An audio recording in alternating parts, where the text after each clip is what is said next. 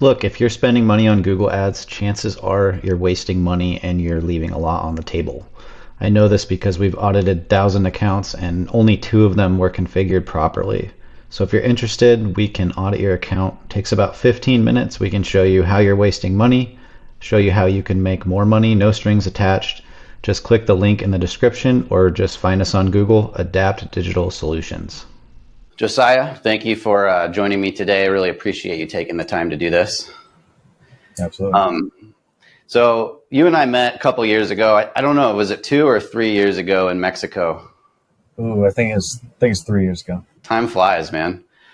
So we met at a business event. There was a couple hundred people there. And I remember clearly, like, you stood out to me among everybody because you were kind of the loudest, you talked the fastest, and you seemed to like lose half the people around you a few words in, because you're talking about Google Ads, you know what you're talking about, and you zoom through it.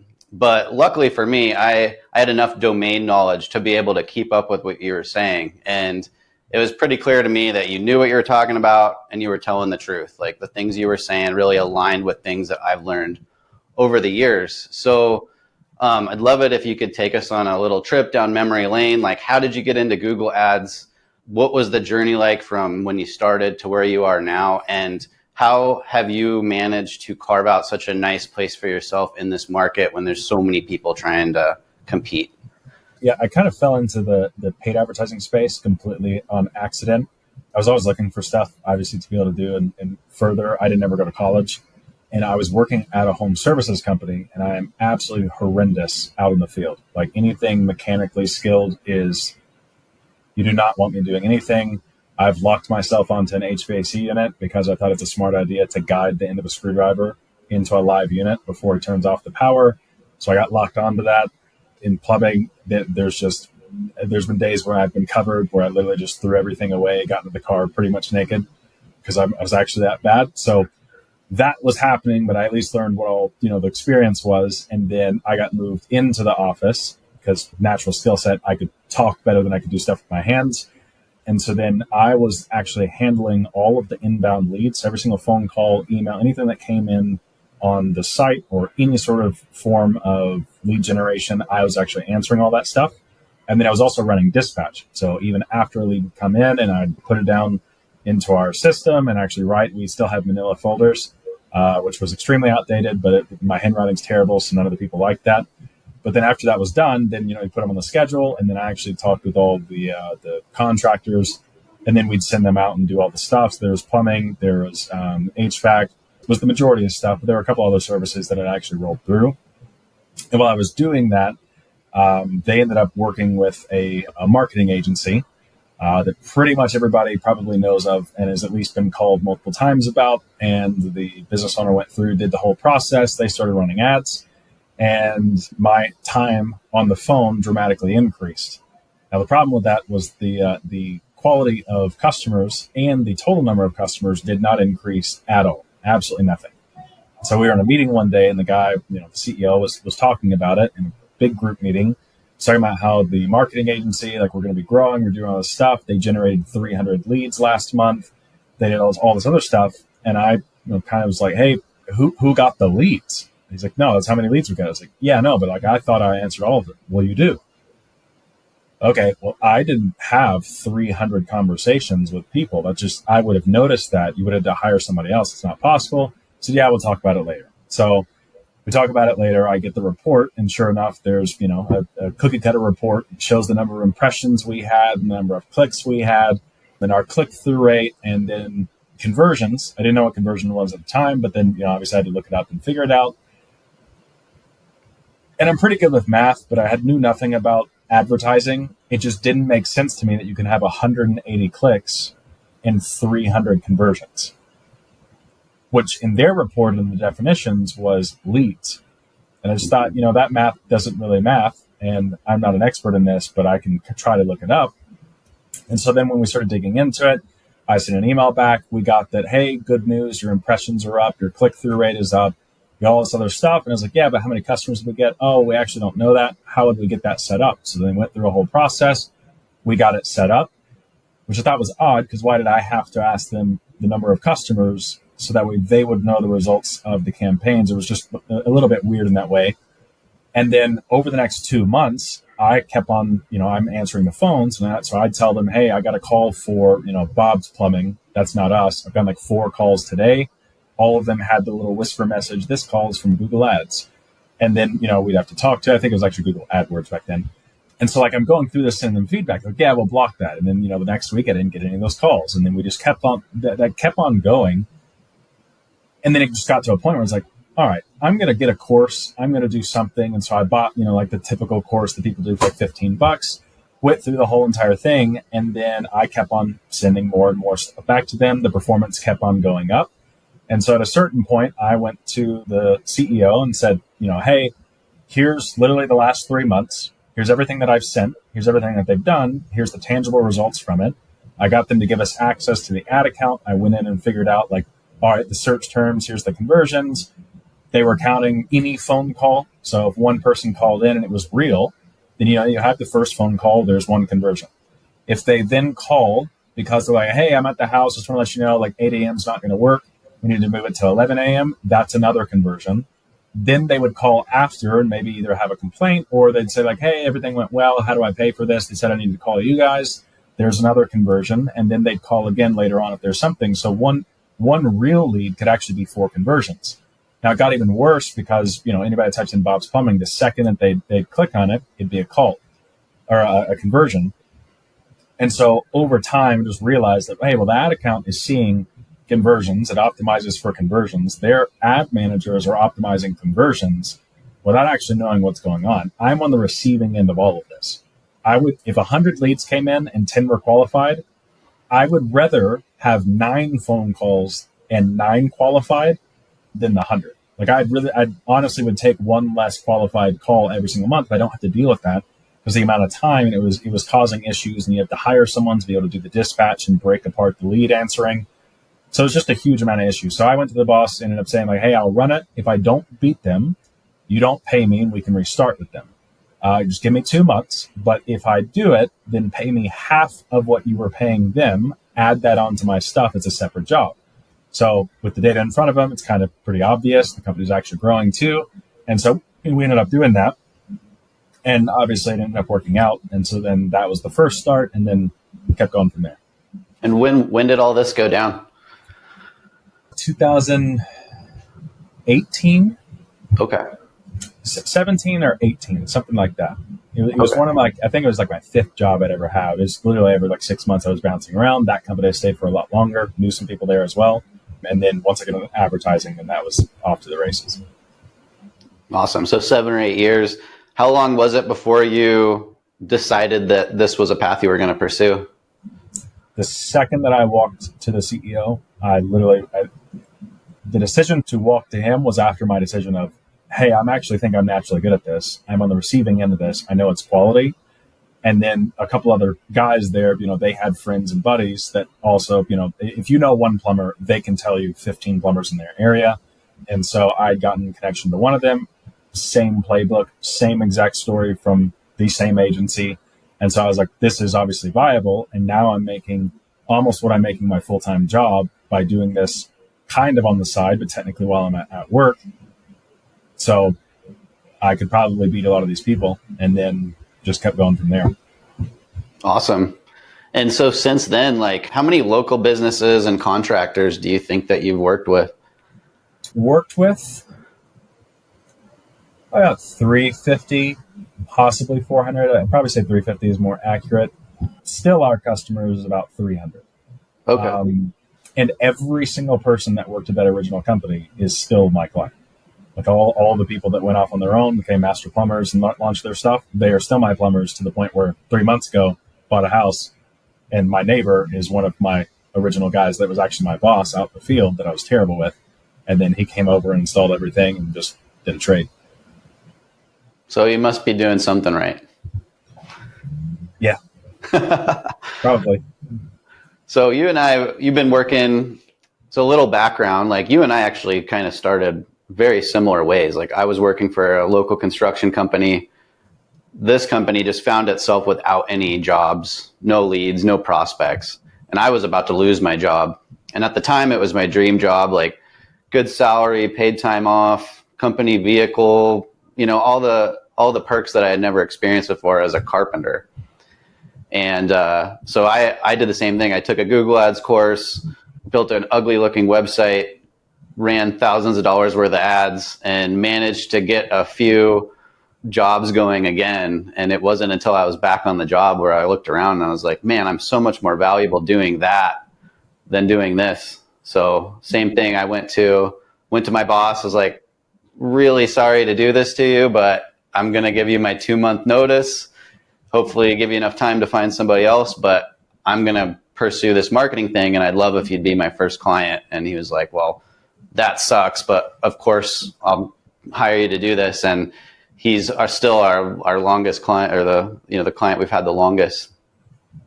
But you and I have been working together for the last few years, and I started ADS, Adapt Digital Solutions, in 2018. And over the years, I've probably worked with 2 or 3 dozen different Google ads, either contractors or agencies. And I always ended up firing them after 2 or 3 months for whatever reason. Most of the time, not getting good results, not just doing the stuff that they said they were going to do, basically just being incompetent. Like, no offense to any of them if they watch it, but that's how it went. And you and I met a few years ago, instantly knew, I was like, cool, I'm going to try this guy out. At the time, I wasn't even doing Google Ads as a service because couldn't find a reliable way to do it. Started working with you, immediately found that we were as optimized as you can be. Like we were getting the data that we needed to really understand what was going on. And over these years, one of the most entertaining things for me is just talking to you and doing and auditing accounts. Most of the time when people come to us for Google Ads stuff, they already have an ad account. They're already spending thousands of dollars a month, but they either don't know what's going on, they're not getting an ROI, they're getting a bunch of bad leads.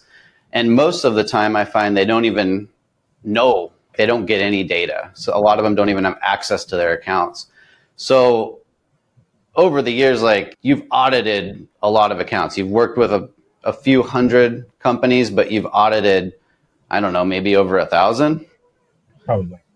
So, like, for local businesses and contractors, these accounts that you've audited, what are some of the most common things that you see that are wrong, like set up wrong and just wasting tons of money?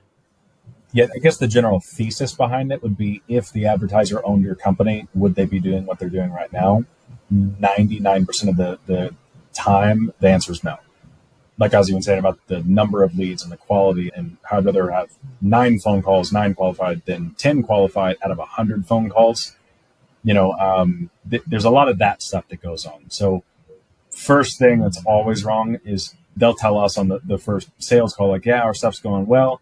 If they bring up impressions, if they bring up clicks, if they bring up anything at all except for here's the number of qualified leads every single month and the cost, I automatically know that either the account is set up wrong or how the relationship with the marketing agency is set up wrong. So a big thing that we always make sure that we push inside of the audits, which obviously a lot of our accounts like, is, of what a $1 trillion algorithm is optimizing for, and the data that the advertiser is doing, is it actually real? So if you go in there and you look, if you're a concrete company, right, then a concrete company, that first question would be like, all right, do you do driveways or not? Are you strictly commercial or do you do residential? And then obviously the driveway component rolls in. Do you do concrete? Do you do asphalt? Do you do like a parking lot? What is that called? Topping or recovering, repaving? Like coating, that kind of stuff. Yeah. So like if you end up doing the parking lot coatings and things like that, that's a lot of questions that everybody should know. I know a lot about concrete, and I have never, ever done anything in concrete, but I've done it inside of the ads, and so I just have to know that. Mm-hmm. First thing that you do is just go into search terms and look. Even before that, too, you could just log into the account and be like, all right, well, if you spent $5,000 and then you have 200 clicks, from that, if you have more leads than you have clicks, probably optimizing for the wrong thing. There are instances where you use conversion stack, but in majority of small business or home services, you're never going to use that. And so it should just be clear as day as, all right, well, this is the number of phone calls. This is the number of form submissions. Now, even from that goes into a larger problem, which is someone that would click Bob's Plumbing and call me. That technically would have been a lead.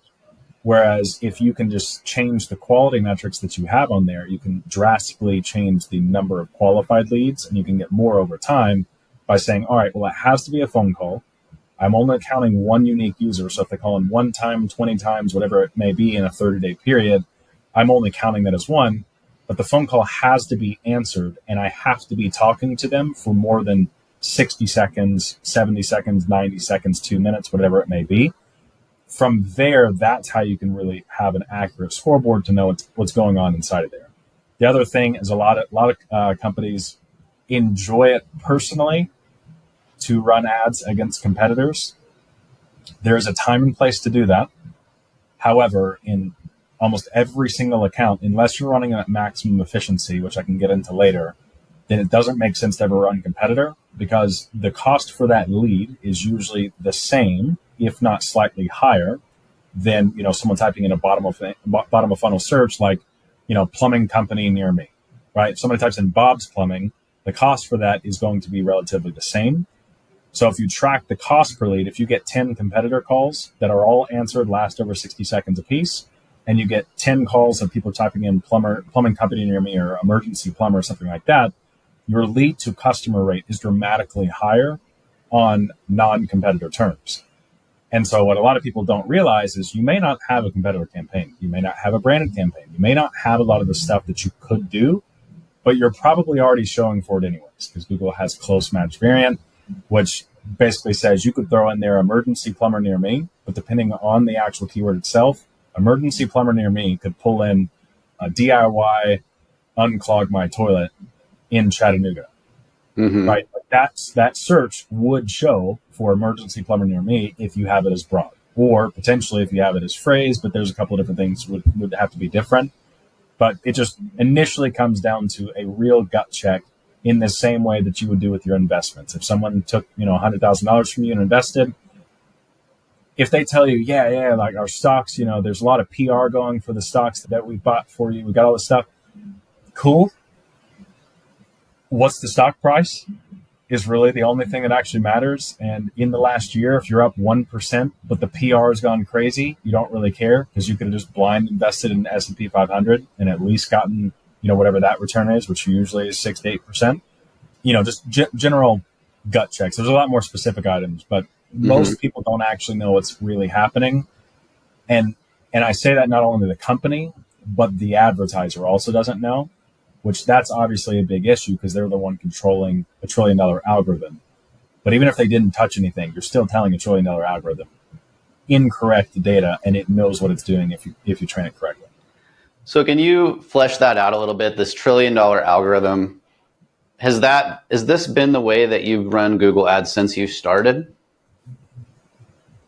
For the most part, I would say if we sign a client and they spend $10,000 over 2 months, if they don't generate a return, they are no longer going to be a client.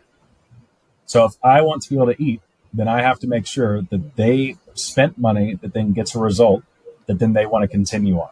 It's the only way it works. It's why there's not setup fees and, hey, you signed this contract. You were locked in for 12 months. We own your ad account. We own absolutely everything. It's just someone's going to pay if you're getting results. It's very simple and linear. So on the ad account side, it's whatever option. If Google rolled out a new option today and feeding it 10,000 conversions for one click worked better, I would do it. It ultimately doesn't matter because it's just the end result. And clients everybody wants to know what the end result is. Same thing where if the money was coming from the advertiser's bank account, they'd probably be doing stuff differently. So I think there was 3 or 4 things you mentioned, but the first one was incorrect search terms, incorrect keywords being used for leads. And then the second one was the conversion actions. And you said quality metrics. So I want to just flesh this out a little bit for the listener, because This is the kind of stuff that a lot of people's eyes glaze over when you get into it, but it's super important. So you were saying that, like, basically you run ads, you have these conversion metrics. So for you, it's phone calls that come in that somebody answers and they talk for at least 60 seconds. That's what it was, right? Yep. And so you take that conversion action and you're basically telling Google, this is the thing that we want. And Google takes that information and says, okay, we're going to use our $1 trillion algorithm to optimize the way that we show these ads to people to get more of that. Yep. Right? Yeah. And so it's almost the same way as LSA works, which we'll probably get into in a bit, but LSA is the same exact way. It qualifies based off the lead. They use AI to be able to scrape what the conversation was, if it's something that's actually remotely close to what you're looking for. And then if it's not, you just go in there and dispute it. And so over time, it's just learning, okay, these are actually qualified people. These are not qualified people. The same exact thing inside of Google Ads, which obviously you should be doing both. Yeah, when I first learned ads, you were doing like these single keyword ad groups, and it was like all these strategies to try to like basically get the data yourself and then like optimize the accounts yourself. But it seems like it's changed a lot, and it's at the point now where you don't need to do all of that. You just need to set it up properly so that Google gets the correct information that's happening in the real world and can optimize itself for that. Is that right? Yeah. So single keyword ad group, everybody just call it SCAG. Yeah. And then there's SCAG and IBAG, and there's a bunch of other things, which these names are absolutely horrendous, by the way. I've always hated them, but you have to know what it is. The strategy was always like, okay, if you have single keyword ad groups, so you have plumber, plumbers, plumbing company, plumber company, plumbing contractor, plumbing technician, plumbing service, like you could go down the litany of stuff. It did work. It honestly, like I ran SCAGs all the time, because then you have someone types in plumbing company. It's inside of one asset line that says plumbing company, into a keyword that's plumbing company, to an ad that says plumbing company, to a landing page that you could possibly change, based off the ad group, that then would say plumbing company. So it's just one-to-one all the way through the entire buyer journey to match their stated intent. The problem ended up, I guess the problem that made it to where SCAG worked is the algorithm was not good enough to be able to optimize, and it was like 30%. So you do SCAG to dumb it down for the algorithm. But as it got better, and as the search volume obviously went up and more people started paying into ad platforms, it made it to where the amount of data it could process was dramatically higher, which then made it to where you now run into an issue where if you do have SCAG, then if you let it fire $1,000 a day and you have 40 different ad groups, all you have to do is look in the last 30 days, sort by cost, and your top 3 ad groups will always have 70 to 85% of all of your ad spend. And so essentially what you're telling it is, hey, these have worked, spend as much money as possible on these, which also says all the rest do not spend money in. Same thing on Facebook. If anybody's tried to launch Facebook ads, most people launch one campaign, one ad set, they'll launch 50 ads in there. At the end of a week, 2 ads have gotten all your ad spend, which therefore is saying don't spend in the rest. And so if you do SCAG correctly, what you're doing is you're excluding plumber from plumber's ad group. And then you're also excluding plumbing company from those 2 other ad groups. So whichever one ends up getting it, which usually it's going to be plumbing, plumber, and plumbing company, then that means anything for water heaters, anything for toilets, anything for tankless water heaters, anything at all that is not those 3 verbatim terms, it's basically deciding, hey, we're not going to spend on that. And that's not the way to get the most amount of results physically possible for your market at any given point in time, which is the ideal goal for anything that we ever want to do. So why is that? What's the difference between having single keyword ad groups and having all of them in one ad group? Yeah. So once again, if it worked, we'd still do it. At the end of the day, because obviously if a customer gets more jobs or a client of ours gets more customers, they're going to spend more for longer, which means we get more for longer. So the game is aligned on our end. If it ended up working, then we'd end up doing it. Every single time you test it now, it makes it where it's not nearly as effective because you run into an issue called data dilution, which is if I sent you a graph and I said, hey, by the way, I need you to tell me exactly which one of these, we'll go back to stocks. If I said, hey, I need you to tell me exactly which one of these stocks performed the best in Q1 and in Q4, go ahead and let me know. But the graph that I send you has 10,000 stock tickers all on one sheet of paper. It would literally just look like a black bar, and you wouldn't be able to trace any of them. And so obviously a computer can analyze that much better than a human, but humans still need to make decisions inside of the ad account. So it's kind of the best of both worlds where you're cleaning it up and siloing it down to say, all right, anybody who types in plumbing company, I'm in Chattanooga, so Chattanooga plumbing company in Chattanooga, companies that fix plumbing issues or anything in regards to it contains plumbing and it contains company. The average cost per click on that is virtually the same. The average click-through rate is virtually the same, and the average conversion rate is virtually the same. So since the stated intent is almost verbatim the same, that would be IBAG, which you throw all of those searches into one asset line, and it cleans it up and allows the AI to make decisions faster. And you, as the human, you can control a bunch of different options in there that the algorithm still cannot. And so if you're trying to decide, how much budget you should spend. So this is actually probably a good thing. If every single search in an account was perfect, if all the conversion tracking was absolutely perfect, everything we've already discussed was done absolutely perfect, we could still beat it. The only reason that we say that is because the things that you control, the algorithm does not, is going to be budget allocation and then new strategies. So that would be an instance where if someone's spending $5,000 a month, and then the campaign says, hey, you're limited by budget, you can increase your ad spend. Well, if you click into the campaign and look at the actual ad groups, you might have $500 here, and all the ones that bring in the most leads are at 90% search impression share, 85% top, and then 80% absolute top, which means that if your cost per lead was $100, if you double the budget, there's not room in your best performers to double the budget. So that extra budget does not go to what's working, it goes to the rest of it. And those might have higher cost per leads. The ticket price may be lower. Good example, this would be roofing. Roofing repair versus roofing installation. There's not a single contractor on the face of the planet that's going to choose a repair over an installation. But it's part of the strategy because roofing installation, roof replacement, those terms, there might be 500 searches in a month. So obviously you want to be able to go for as many that's actually viable and first time acquisition break even and or profitable. That may only be $800. So what are you doing with the rest? Because that's not enough jobs, nor is it consistent. So then you throw in roofing repair. Well, if roofing repair searches are going into roof installation, not only do you have the wrong ad, but you also have the wrong landing page, and you're blending the data. A cost per lead in roof repair is always going to be cheaper than roof replacement or installation. So you have to be able to break it out to where even you can say, hey, $1 trillion algorithm, I want as many leads as possible, but I only want them for X cost or below. So then there's more advanced strategies, which get into where, if you have a multi-location roofing company, you would say, hey, Google, spend as much money as physically possible, as long as for installation and replacement, the cost per lead is $300 or less. For repair, $200 or less. For non-modified industry generic terms, which would be like roofing company, roofer near me, stuff like that, you don't know what they're actually looking for. For those, we might say $150, right? And so then you could, don't do this, but you could theoretically set your budget to like $100,000 a day, and it might only spend $8,000, then it might spend $12,000, it may spend $11,000.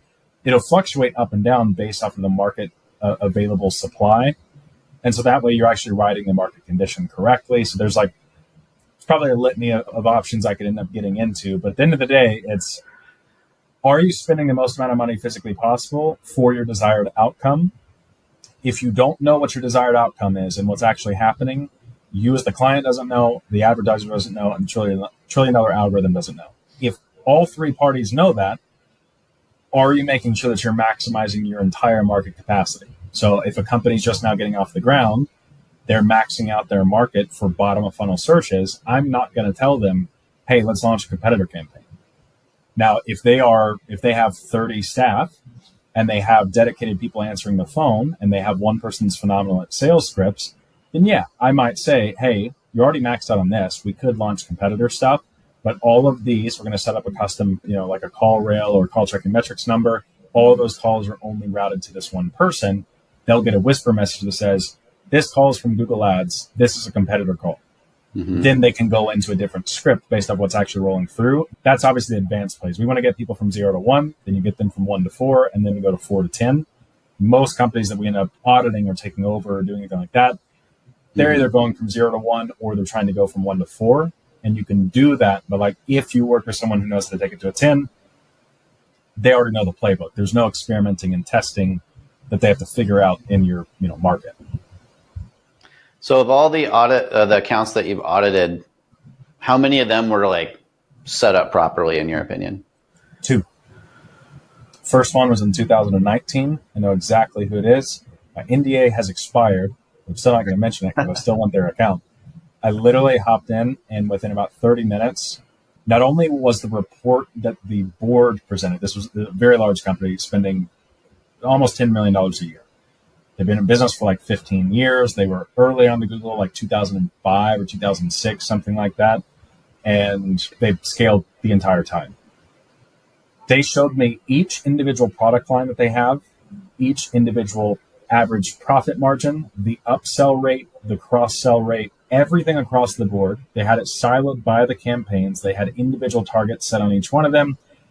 And they were asking if you can improve. And I was like, look, guys, like, there is literally nothing you can do except for one thing. Now, this actually applies to small businesses, so I'll go into a little bit more detail.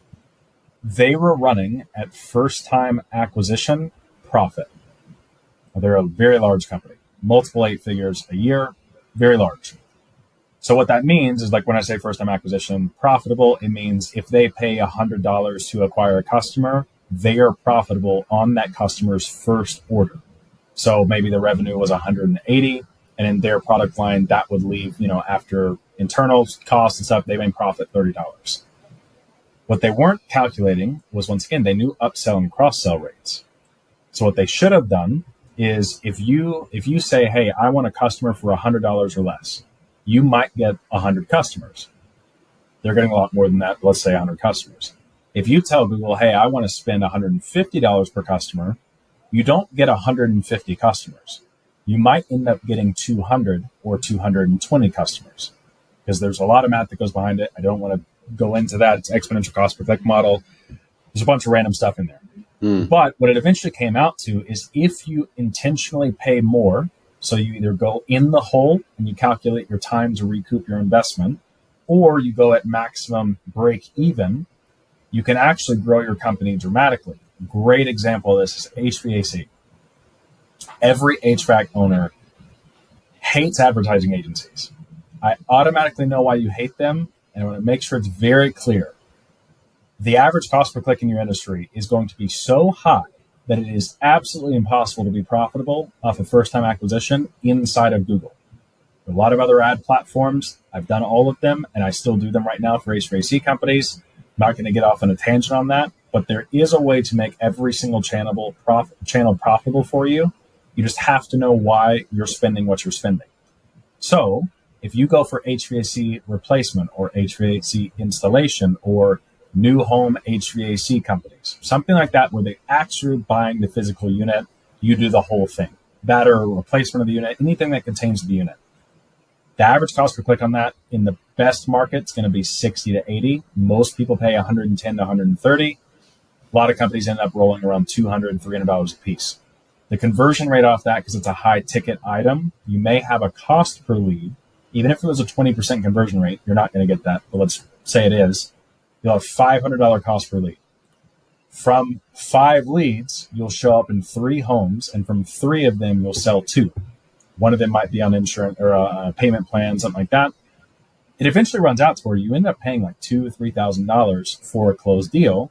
And everybody's like, all right, yeah, I can stomach that. Okay. If you want the most amount of those physically possible, you might only get 2 or 3 in a month. That's why if you buy stuff from lead syndicators like Angie's List, Home Advisor, stuff like that, if you only tell those companies, I only want this, that's why you don't get 50 leads a day or whatever, success story you've heard, is because it's not actually out there. They're acquiring the same way that you would. And so it's based off law of averages. So the correct way to do it is, obviously you want to be able to get those. Let's go ahead and get them. But if you only get one a month, that's not enough to sustain a crew. What you want to do is you want to go after repairs. Because if somebody wants to repair, your cost per lead is going to be $250 to $400, which sounds really high. It is. From that, your lead to show rate is a little bit higher, and your show to paying rate is dramatically higher. You're still going to be in the hole. But if you do the first job correctly, you will get the next repair and you'll get the replacement. But that's going to be in 2 to 5 years. So what a lot of companies will do, which is why the biggest companies will just destroy you on cost, is they will just intentionally pay $1,000 per repair job, even if their average profit is $250, because they know that if they acquire that now, they're not searching again. The next time that they have an issue, they're calling you again. Mm-hmm. And then from there, then you can do upsells into an actual new unit. And then if you do that, like my parents, whenever I first bought my house, I originally called them. It was like, hey, do we have an HVAC person? Obviously now we use our own contractors that are our clients, but it's like, hey, who's the HVAC person? Okay, that. I actually got the first job at a home services company because I asked my parents about a plumbing company. They knew some people and they connected them. So if you pay that $1,000 for $250, which is a terrible exchange, especially if you're spending $5,000, $10,000 a month, you're losing thousands every single month. Within 6 months, most of the time you've had repeat or referral. Within a year, you 100% do. And then over 2 years, now you're profitable. And on a 5-year trajectory, your company is significantly more successful. And so it's not a fast burn. Ads are never going to be, same thing on SEO. It's never going to be the night and day shift between, hey, we're struggling and now we're succeeding. It's just every single day making sure what you're actually spending is counting, and then it's stacking on top to where 5 years down the road, you're in a substantially different tax bracket and company size than you were originally. Yeah, so it's kind of like the Amazon model is like lose money up front, make money in the long run. Yep. I work with hundreds of contractors every year, and I would say the majority of them they don't know how to make that work, or they just don't know about that model. And so they go into advertising on Google Ads or whatever, and they're all about, I have to make a profit like in the first month, or this isn't working at all. And a lot of them, I'd say the majority, like don't really track their numbers well enough to know when a client might become profitable or not. Yep. So like, what's your experience with dealing with those situations, and what's your advice to business owners who know that they need to run ads or are already running ads, but they're up against these companies who are calculating their costs and their profit and taking a loss for a while? Yep. It's same game plan. Go from 0 to 1, go from 1 to 4, go from 4 to 10. It's not going to be overnight. There's specific ways you can do that on the ads front. There's ways you can do that on the SEO front. There's ways you can do it all the way across the board. I'll give this example because this will apply to any industry across the board, because I've lived it in my own company and then I can see it on all of our clients. If you provide the best service physically possible for every single client you ever interact with, it's almost impossible for you to be a failure 5 years down the road. So I don't have a website. I've never had a website. If we didn't meet in Mexico, we wouldn't be on here talking about this stuff. From that, we net profit multiple millions a year. We have a portfolio company that's almost doing about $1 million a month. We have all sorts of stuff with zero website. We don't run ads for ourselves. We don't do anything. The entire book of business has been built off of the first plumbing company, which was, if I beat their stuff, they will pay. If I scale them up as large as possible based off of where their business is at, they will now trust me to then make marketing decisions on their behalf. They'll connect you to people who also want that. No one wants a marketing agency where you have to tell, hey, we want 10 more leads, this next month, and then you get them. If you get 10 more leads the next month because you had that conversation with them, that means that they are not making decisions as if it was their business. They should have come to you and said, hey, I think we can get 10 more leads this next month. Here's what it's going to cost. Here's the cost metrics. Here's the estimates. If it goes over that, here's what we're going to look at. If it goes under that, here's what it's going to look at. So you kind of have to focus on what you can control, which is always going to be the customer experience. There's obviously a lot of details inside there. You have to figure it out, like your price points and how you do invoicing and how you do all the other stuff. But As long as you're making consistent progress to where your goal should be, if you turned off every single bit of marketing, you shut down your website, you did all that stuff, in the next 12 months, would your company be bigger or smaller? Mm-hmm. Because if you've been in business for 5+ years, you should have a very large book of business of people that are referring you, people that know you, inviting you to events, doing all sorts of stuff. I met you in Mexico because a lot of my clients were at that event. I showed up. None of them were at that event conveniently. And then now every single person at that event is now a client again. So it's like it just keeps on building and stacking. And then there's all sorts of connections. And all of that has been based off of, if you do what you say you can do, you will grow your company. Ads, SEO, anything in marketing is traffic and visibility to what you provide. So if that's not the best in the world, ads are not going to work for you. SEO is not going to work for you. None of that's going to work. If one customer came through in a year and then they ended up being a property manager, you're a restoration company, and they pass you a job every single 2 weeks, now you have a business. Yeah. But so you're saying, handle it. It's not done. do a good job, make your customers happy, and be getting referrals. Yeah, and it sounds obvious, but I'll give a good example of this. HVAC, right? Back on that. Mm-hmm. If you go do a repair job, what are you doing to make sure that 2 years from now they remember you and they call you? So like most people, it's just a one-on-one exchange. You do the job, you get the review, you make sure they paid their invoice, and then you're done. What you should do is, like, let's say you have like the boot covers or like floor savers, whatever they're called. A lot of times people will put them on, but then they won't even talk to the client about why they're putting them on. We just made it a rule because we ended up launching a residential plumbing section when I was running the ads for the original company. We launched a section, and literally part of it was, hey, do not put on boot covers until you're already at the door, you're talking to the person, and then make it a point to be like, oh, hold on 1 second. And then you literally pull them out like, yeah, I just want to make sure that I don't actually mess up your floor. You're drawing attention to the fact that you are paying attention to what they value, which is their home, which is why they're calling you. Mm-hmm. The other thing is, if you go in and you do the appointment to be able to discuss with them the pricing, you should do the same thing in HVAC. But on the unit itself, do you have the sticker that's on the inside of the cover that has a custom phone number that you set up, and you bring the cover in there? Even if it's a large unit, you can take it off. It's kind of annoying, but it's really funny. And you'd be like, hey, so we fixed everything. Everything's good to go. I have photos. I'll show you in a second. I need to make sure that everything's closed up. But if you ever have any issues, I put the thing inside of here. All you have to do is pop it off. Do you know how to pop this thing off? No, I don't. Well, hey, come out here. I'll show you what I did anyways instead of photos. You go out there, you do the whole thing. You sell the experience. Tell them how to take it off, or you put it on the side of the unit on the outside if they can't figure it out. Say, if you call this number, this is a priority number. This is not on our site. It's not anywhere. We will know that you're already one of our customers. And because we appreciate that you've done business with us, we do have priority dispatching for that. So if the queue is 48 hours, we can get to you in less than 24 hours. I can't promise the exact response time, but it will be faster if you just call in. So use this number. We'll beat anybody that's going to come out to your house. You do that. The amount of people that will actually see it, not only are they looking at the number, but then they're seeing your brand again. They see your logo, that they get that actual experience. That is a night and day transformation. I mean, like literally to this day, the guy that's now my neighbor, that was my first boss, we have those numbers set up, and over 70% of his business is from those phone numbers. It's completely separate inside a call rep. You can see all of it. That would be that's the plumber you told me about, right?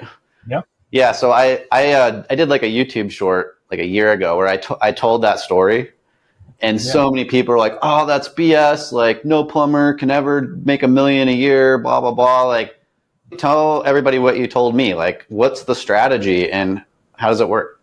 Yeah. I mean, that is the strategy, but like.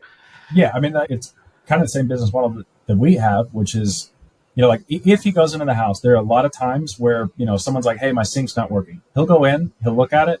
5 minutes later, it's already done. And he's like, look, if this ever happens again, unscrew this, do this. If you don't mind, hand me your phone. I'll record it on your phone, but then I'll also email it, and I'll email it back to you. This is probably going to be an issue. I wouldn't replace it right now. If so, I'd have to charge you like $80 because this is the price of the part. Most people are going to drop it in here. Just do this. If it becomes an issue, which probably will in like 6-7 months like that, see if this works. If not, call me. I'll come back out and do it. I'll waive the fee to come out here because I already know what it is. I'll bring the part, do the whole thing. You'll be good to go. And everybody's like, oh, wow. Yeah, that's awesome. But then from that, because he handles everybody to perfection, he has 2 changes of clothes in his car, by the way. So he has the one that he works in, but then he has the one that he enters the house in and comes at the end what he's wearing.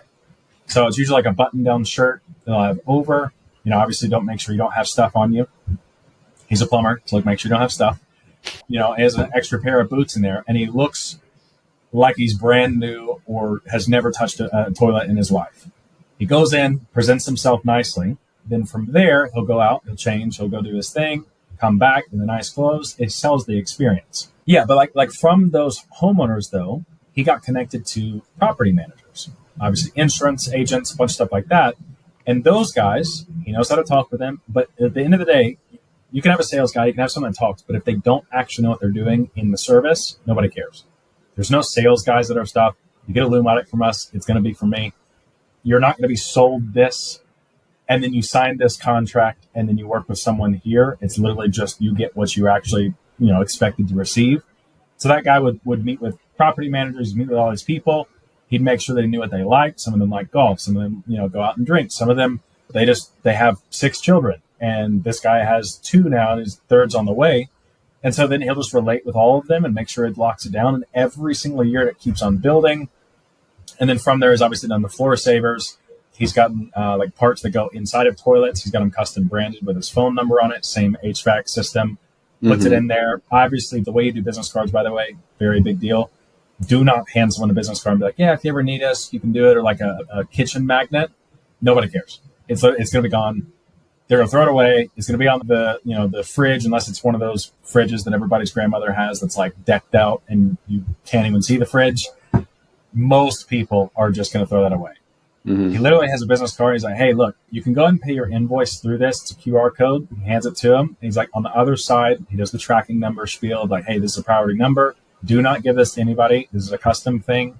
We do prioritize dispatch based off of this. Does that whole entire spiel.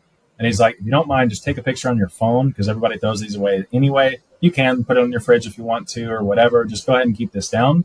I'm going to send you an email. And then like every 3 or 4 months, you'll probably get an email from us.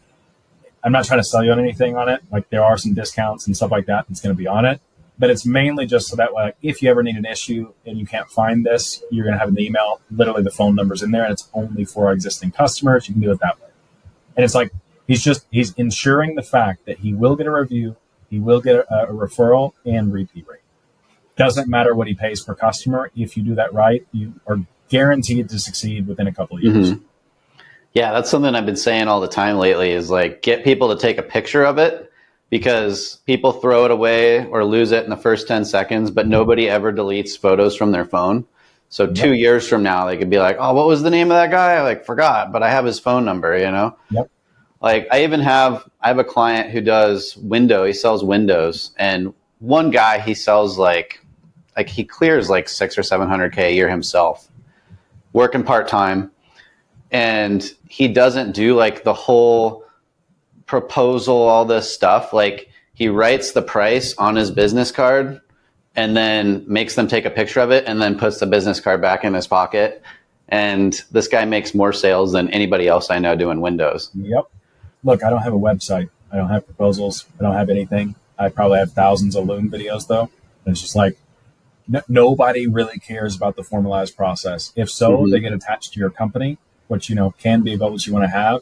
But most of the time it's, hey, I want to talk to Bob at XYZ Plumbing Company, or I want to talk to Steve at X Concrete Company, because those relationships, the relationships will sell regardless of what you're doing. So a lot of them, you want to lock them into the company itself. But like the first way to do that is by making sure they're locked into the actual individual itself. And by the way, that's stuff that obviously we can't control in the ads in, but we always make sure, that we tell people that stuff. All the time, but half of them do it. And then those half that do it are the ones that are wildly successful and have increased ad spend over the years. Yep. And yeah, it's good for everybody. So let's talk about transparency for a minute, especially with Google ads. Almost everybody I talk to that comes to me that's running Google ads, they hire me to help them figure out what's going on. Either like what's going on, how well something's working. Half the time they don't have access to the ad account And a lot of times their agency they're working with won't even give them access to the ad account. And so I've seen it countless times over the years where it's clear that it's not working, the bottom line's not working, but maybe they don't track their numbers well enough to know exactly how good or bad it's working. And the agency is giving them all the vanity metrics. So impressions, clicks, all this stuff that really doesn't mean anything because leads and sales is the bottom line. Yep. And I get it. Like a lot of agencies are incentivized to not show this stuff because if they show how bad it's working, then they're going to lose that client and lose that income. Yep. And so what are some ways that you see agencies kind of like covering up what's going on? And like, what can business owners do? Or like, what's some guidelines you can give business owners when they're working with an ad agency of like, here's the right way to be the business owner, not the person who knows how to run ads, but like guidelines for them. Yeah. Even if you don't own your ad account, run. But think about this, right? If I own the ad account or you own the ad account, it does not change the results inside of the account.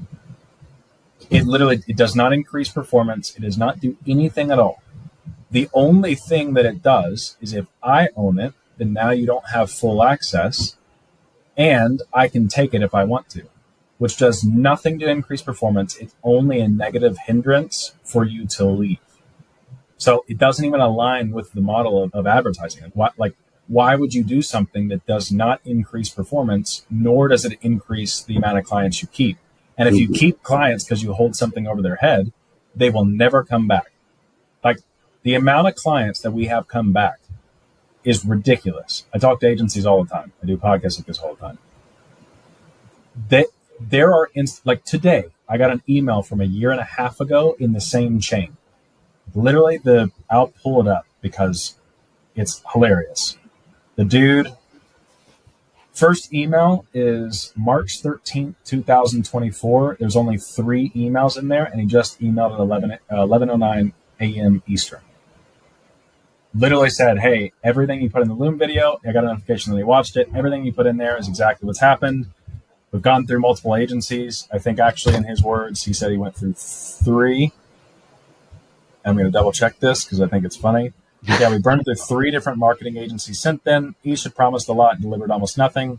We've since brought that function in-house and learned enough to run Google and Meta modestly profitably, but only recently.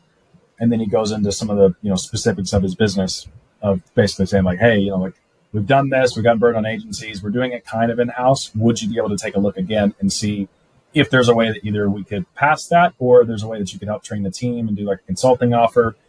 There's a lot of that stuff, but like if you burn bridges when you leave, you negate repeat rate, which is what we've been talking about the whole entire time. Mm-hmm. We have people that come in. I can't even say if we shut down our website or something because we literally don't have anything. We wake up and then there's emails that come in, whether it's 4 years ago, 6 months ago, 2 years ago, someone that was a client for years left and then came back. It always ends up happening because you just don't burn bridges. If it doesn't increase performance inside of the ad account, I don't care what happens. So every single business owner should own your ad accounts, your ad platforms, your analytics platforms, your data platforms, everything across the board you should own. They should gain access to interact on your behalf. But like, we don't see any credit card information. We don't see anything at all that we could take. It's just, you're going to pay us if we get results. And if not, you're going to leave. So why would I want that? Mm-hmm. So that's always the biggest thing. The other thing too, is on the business side, most home service companies, I would highly, highly recommend using at least some sort of like call tracking software and then try to be able to get it set up. There's a lot of different YouTube tutorials. That's like a whole convoluted thing that you could go into. But you can basically go in there and see, like, in the last year, how many phone calls came in from X source? How many came in from organic? How many are existing callers? How many are new callers? And you can get a good read on what's actually happening. Most people can figure that out anyways, but once your company gets past 2-3 employees, that's when you start to lose the touch point of like, oh, what was that customer's name? Whereas originally you know their house, you know their address, you know their customer. Now it's getting to the point where your company's large enough that you actually have to have tools to help you interact with that, and then that would give you a good KPI. But you also have to own that and know how it's been set up, pay, a contractor to do it one-off, and then just know how to actually read the data. So track calls, own the account. A lot of ad agencies seem to like take a lump sum every month. They'll be like, oh, it's $6,000 a month. And then you get what you get. There's no like report on how much of the ad spend versus fees and all that. Do you see that very often? I see it very often in home services. That shit does not fly in any company that spends more than $100,000 a month. And probably the cutoff is actually $20,000. I have seen it a couple of times. That would never, ever work with any other business model at all. They're just assuming that you are dumb and they can take you to the cleaners. It's horrendous. You should be paying all of your ad spend, not the agency. If the agency does, you should have clear reporting off of it from Google entity itself where they forward you the invoices that are coming through. And then even then, you should be able to log into the platform and actually see what's happening. Once again, if you don't have transparency on it, did that increase performance in the account? No. It only has a potential problem where you don't know where your money is going, which therefore means you're burning trust that you could have had with them. And so it's just a negative impact. If it's going to be a negative on our relationship, the agency relationship, or the ad account, it's just never going to happen. I mean, so many agencies literally run on the turn and burn strategy, and like they burn their bridges as they go. I'm the same way. Is like every time a client cancels, it's like cool, super smooth process, like not a problem at all. Cause like 8 out of 10 times I'll hear back from them in the next year and they'll be right back. And they'll be an even better client. Yep. Cause it's completely normal to want to like test the waters and try what's out there. What about long-term contracts for ad agencies? Like, how do you feel about that? Paid ads specifically, there's no reason for it.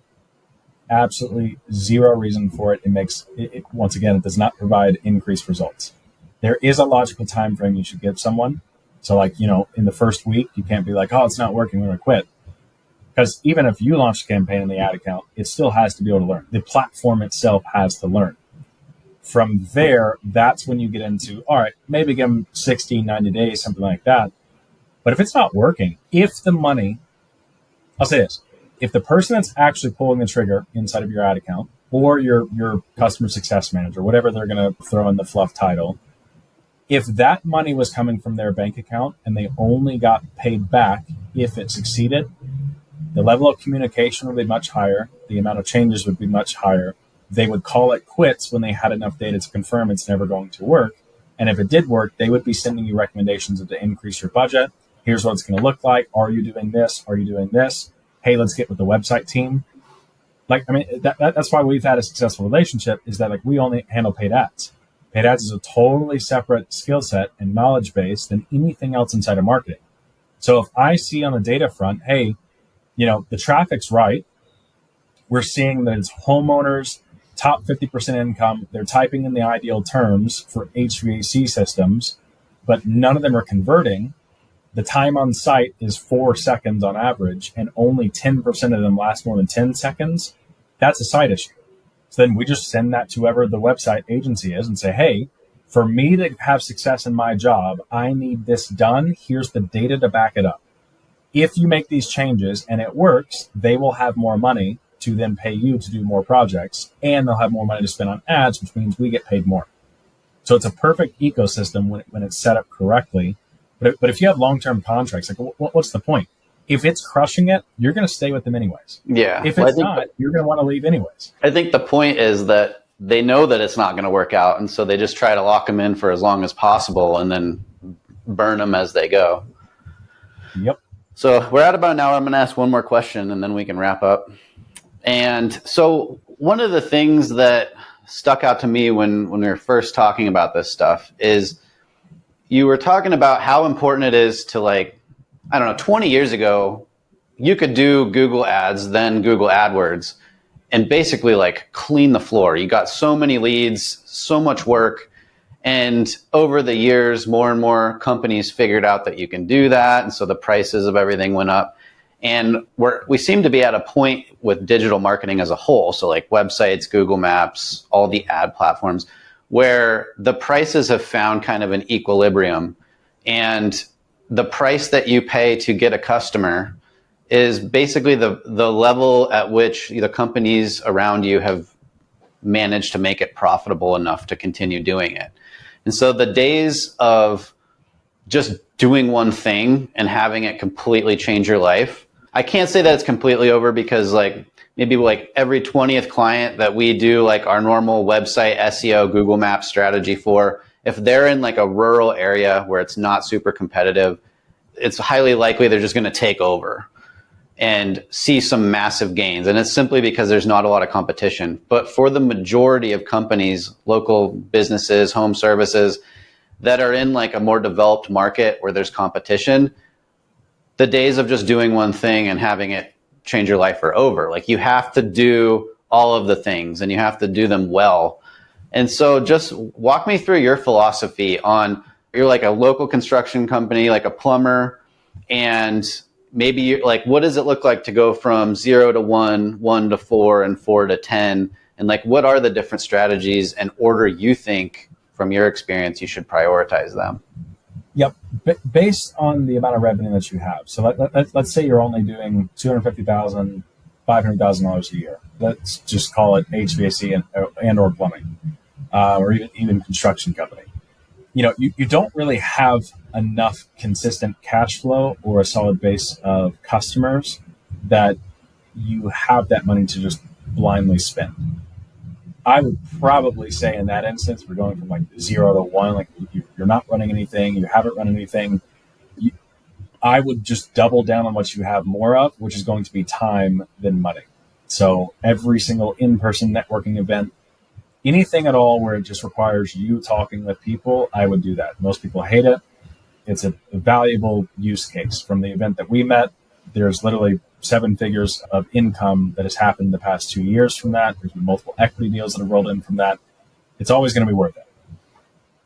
After you get consistent cash flow, probably more than $500,000 a year, and you're profiting maybe 150, something like that, even at just 100, it just makes sense to at least find one viable lead avenue, I guess you could probably say. That would depend. I would probably start with local service ads. If you're going to do that, I'd probably start there. The other option you could do is you could try out Home Advisor, you could try out Yelp, Angie's List, some of the other ones that are out there. I'll just say this about all of them. Every single ad platform, lead syndicator, marketing strategy, anything, all of them can work. It's just going to be at certain levels.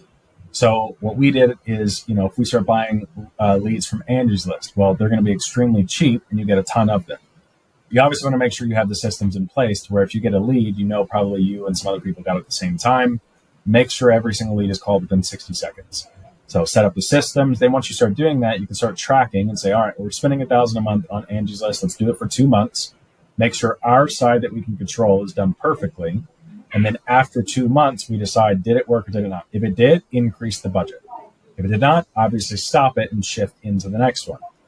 Every single one of them will find that sweet spot. So like for us on plumbing and HVAC, Home Advisor, we could spend like $3,000 or $4,000 a month. Anything above that wouldn't work. Anything less than that kind of worked, but that sweet spot was $3,000 or $4,000. And then we took the profits from that and we rolled it into the next one. Angie's List did not work for us in Chattanooga. So we tried that out for 2 months, put like $2,000 or $3,000 in it, tracked everything perfectly, and then it just didn't work. So we took that money and we rolled it into the next. But as you find ones that are succeeding, you start stacking them. And so now that you have the book of business and, over time it takes to be able to test these things out, then you can start investing into it. Ideally, probably the play is going to be LSA. Make sure you have the basics, like you have a website, have Google My Business, have that stuff. Make sure you provide the right service. Make sure you get the reviews, the whole litany of stuff that everybody knows to do. Then from there, I'd probably try out some lead syndicators. Then from there, I'd start running Google ads. Then from there, you can start running meta ads. Then after that, it's a whole process, but unfortunately, there's not the magic bullet because each individual market's going to be vastly different.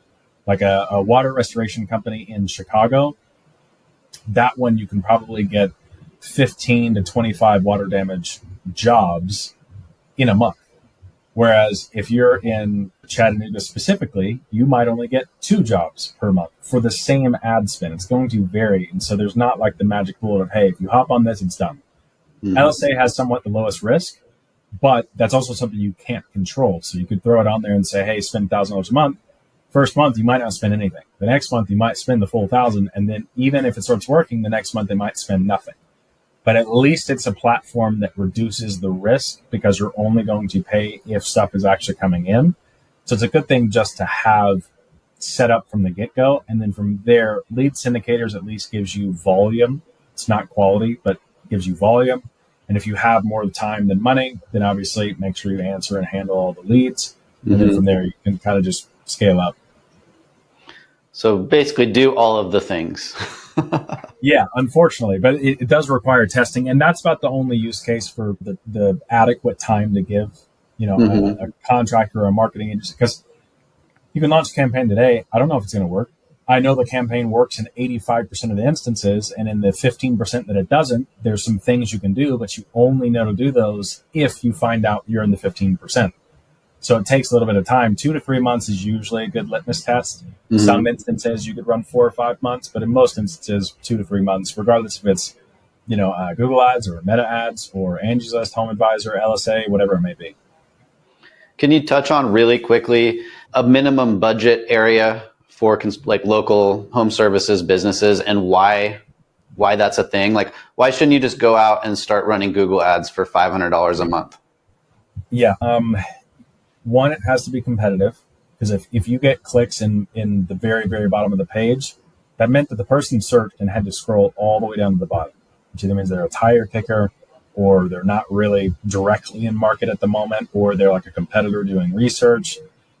So you have to have enough budget to actually be able to play. But even then, let's say you're playing the right game, you have to have enough data for it to learn and for you to learn. Most companies are not going to succeed with anything less than $2,000 a month in paid ad spend, regardless of the platform. I usually recommend $3,000 if they can swing it. And then, there are some companies, if you're already spending, it's kind of a perfect deal, because it's like, all right, I can already see your market data. I can see what the potential impact can be from stuff. And you're not guessing. I'm not testing. It's not a theory. It's in the last 6 months. Here's verbatim what you spent. Here's verbatim what was spent on garbage stuff. If we remove that, here's your true cost per qualified lead. And if we stack that budget on top, here's the estimated gain. You're not going to have that with less than $2,000, preferably $3,000. Awesome. All right, man. Well, thank you. Thank you so much for your time. And hopefully we can do another one of these, maybe dive further into one of these topics. Yep. And then if you're listening to this and any of this sounded confusing, I highly recommend listening to this 2 or 3 times, because it'll start to make more sense, all of this terminology and these metrics and stuff. So Josiah, thanks a lot. And I'll see you on the next one. Awesome. See you, man. Thanks, man.